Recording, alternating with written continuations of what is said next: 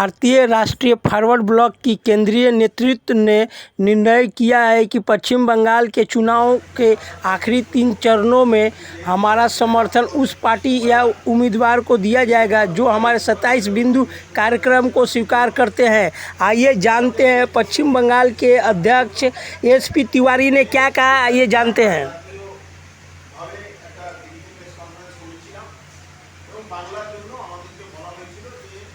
আজকের দিনে বাংলাতে আমাদের একটা প্রেস কনফারেন্স করার কথা বলা হয়েছে। সেই সুবাদে আজকে এই প্রেস কনফারেন্স। এবার আপনারা সবাই জানেন যে নির্বাচনে দুরকম ভূমিকা থাকে। একটা ভূমিকা থাকে ডাইরেক্টলি যারা প্রতিযোগিতা করে ইলেকশনে নামে প্রার্থী দেয় এবং ভোটে বিভিন্ন ভোট প্রচার করে দিয়ে ভোটে পার্টিসিপেশন করে। আর একটা ভূমিকা থাকে সেটাকে ইনডাইরেক্ট অ্যাপ্রোচ বলা হয়। যেহেতু আমরা প্রার্থী দিতে পারিনি বা সময় ছিল না আমাদের কাছে প্রার্থী দেওয়ার জন্য, সেই জন্য আমরা ইনডাইরেক্ট অ্যাপ্রোচ নিয়ে আজকে আপনাদের কাছে এসেছি। আপনাদের সংবাদ মাধ্যমে আমরা সাধারণ মানুষের কাছে এই বার্তা পৌঁছে দিতে চাই। আমরা একটা সুভাষবাদী, জাতীয়তাবাদী ও সমাজতান্ত্রিক দল। আমরা একটা গভর্নেন্সের এজেন্ডা আপনাদের কাছে আজকে প্রেস রিলিজে দিয়েছি। 27টা পয়েন্ট নিয়ে আমরা মাঠে নেমেছি। এই 27টা পয়েন্ট যে দল, রাজনৈতিক দল বা যে রাজনৈতিক প্রার্থীরা অঙ্গীকার করবে, আমাদের সমর্থকরা, আমাদের মেম্বাররা তাদের পক্ষে প্রচার করবে এবং তাদেরকে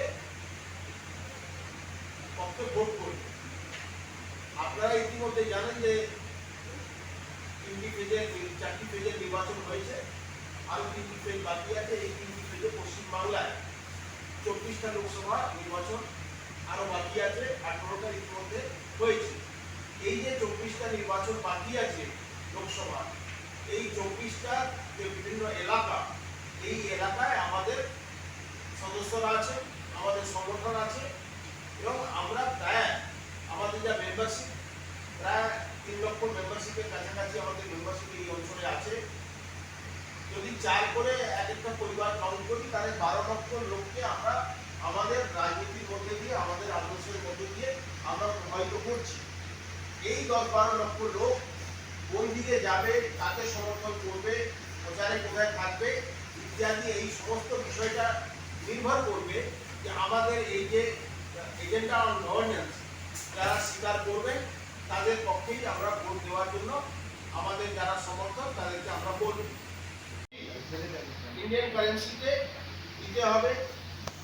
যত আমাদের সৈন্যবাহিনীর আড্ডা আছে, সেই সৈন্যবাহিনী ধরুন ডিফেন্স ব্যারাকস, সব জায়গায় নেতাজির ছবি পোস্ট করতে হবে। আপনারা ইতিমধ্যে হয়তো জানেন যে 1952 সালে তৎকালীন প্রধানমন্ত্রী নেহরুজির অর্ডারে নেতাজির ছবি দেওয়া বারণ করে দেওয়া হয়েছিল। সেই অর্ডারটাকে উইথড্র করতে হবে। 4 নম্বর হচ্ছে কলকাতার ভিক্টোরিয়া মেমোরিয়ালকে নেতাজি সুভাষ স্মৃতি ভবন নামে পুনর্নামকরণ করতে হবে। এবং আমরা এর সঙ্গে কৃষকদের ব্যাপার বলেছি। আমরা বলেছি সমস্ত যুবদের চাকরি দেওয়ার একটা বিষয়ে আমরা বলেছি। আমরা বলেছি ভারতের সাথে কমনওয়েলথের সম্পর্ক সমাপ্তি করা।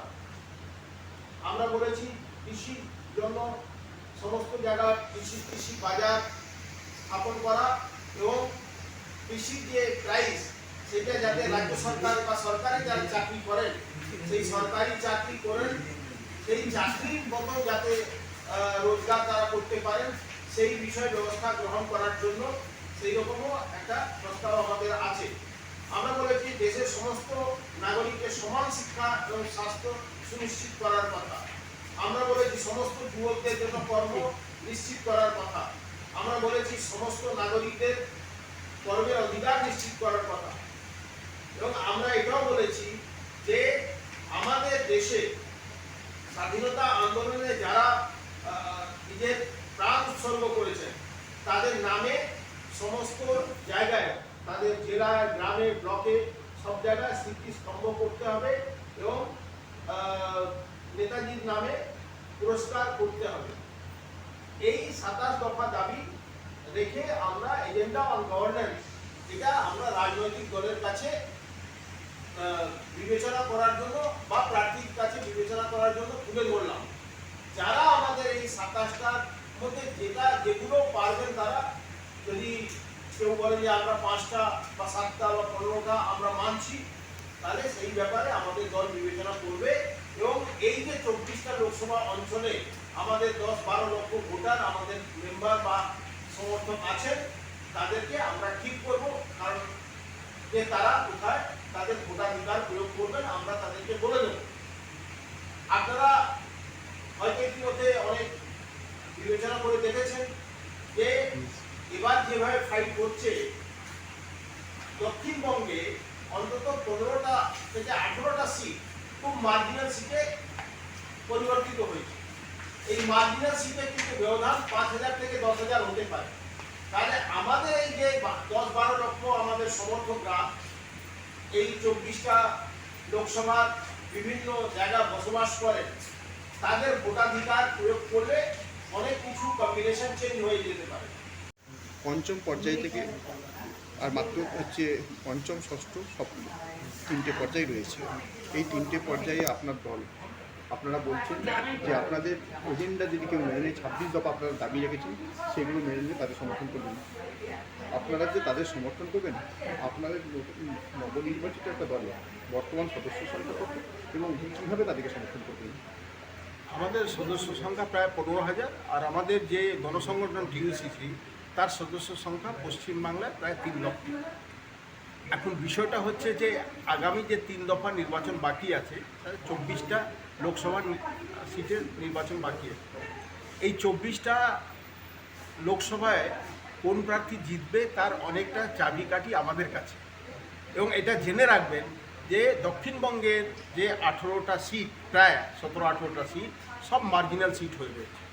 এবং এইটা আমরা ঠিক করতে পারি, সেই জন্য আমরা মাঠে ময়দানে নেমেছি যে আমাদের এই এজেন্ডা যারা স্বীকার করবে, আমাদের সমর্থকরা তাদের প্রতি ভোট করাবেন, আমাদের সমর্থকদের ভোট হবে এবং নেতারা প্রচার করবেন আমাদের। বিষয়টা হচ্ছে যে এখন রাজনীতি অনেক জলঘোলা হয়েছে। যে নীতি সেই নীতি মানুষের কোনো কাজে লাগছে না, মানুষের সমস্যার সমাধান করতে পারছে না, যুবদের কোনো সমস্যার সমাধান হচ্ছে না, কৃষকদের সমস্যার সমাধান হচ্ছে না, শ্রমিকদের সমস্যার সমাধান হচ্ছে না। আজকের দিনে দেশে একটাই প্রয়োজন, সেইটা হচ্ছে সুভাষবাদী নীতি। এবং সেই জন্য সুভাষবাদী দল হিসেবে ভারতীয় রাষ্ট্রীয় ফরওয়ার্ড ব্লক আজকে পশ্চিমবাংলার বুকে আপনাদের মাধ্যমে সাধারণ মানুষের কাছে যাচ্ছে এবং আমাদের যে 27 দফা দাবি সেইটা তুলে ধরছি। যারা মেনে নেবেন তাদেরকে আমরা সমর্থন করব। যেহেতু মূলত আপনি একটি শ্রমিক সংগঠনের প্রতিনিধিত্ব করেন, সেখানে সেই শ্রমিক সংগঠনের ভূমিকা এখানে স্বাভাবিকভাবে পার্টি, যেহেতু শ্রমিক সংগঠনই এই পার্টিটাকে লঞ্চ করেছে, পার্টি যে রাজনৈতিক সিদ্ধান্ত নেবে, শ্রমিক সংগঠন তার সঙ্গে দাঁড়াবে, তার সমর্থন করবে। এটাই তো আপনাদের কর্মসূচি। আগামী দিনে আপনাদের কর্মসূচি, আগামী দিন এই 27 দফা দাবি নিয়ে আমরা মাঠে ময়দানে মানুষের কাছে যাব, মানুষকে আমাদের সঙ্গে টেনে আনবো।